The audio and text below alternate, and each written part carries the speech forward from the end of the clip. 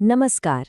कभी सोचा है कि विदेश से आने वाला सामान हम तक पहुंचता कैसे है, या भारत में बनी चीजें दुनिया भर में बिकती कैसे हैं? तो चलिए आज इसी के पीछे काम करने वाले नियमों यानी भारत की एक्सपोर्ट इंपोर्ट पॉलिसीज के इस बड़े खेल को समझते हैं। एक देश दूसरे देश से व्यापार आखिर करता कैसे है?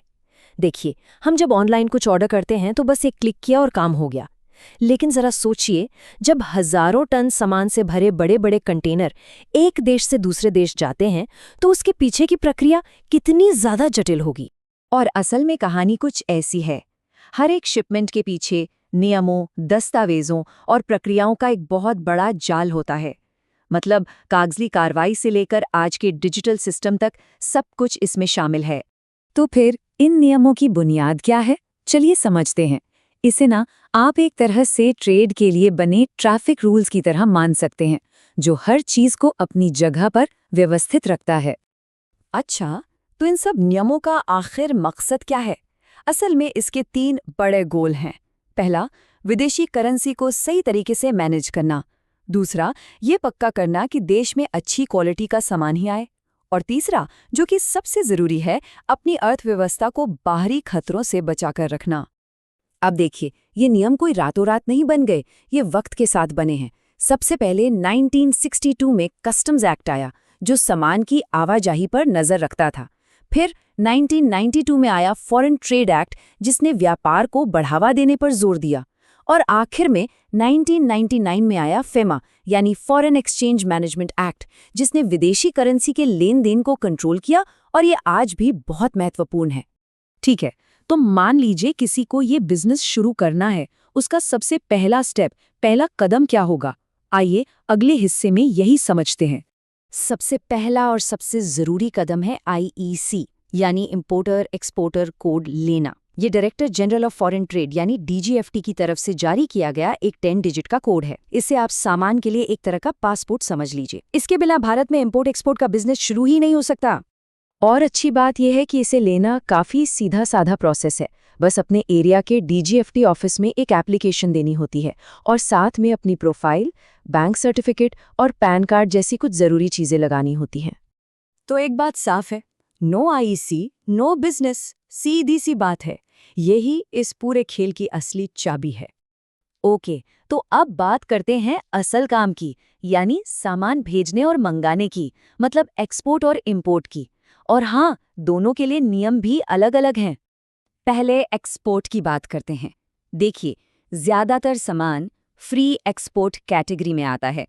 मतलब उन्हें बिना किसी लाइसेंस के आराम से विदेश भेजा जा सकता है।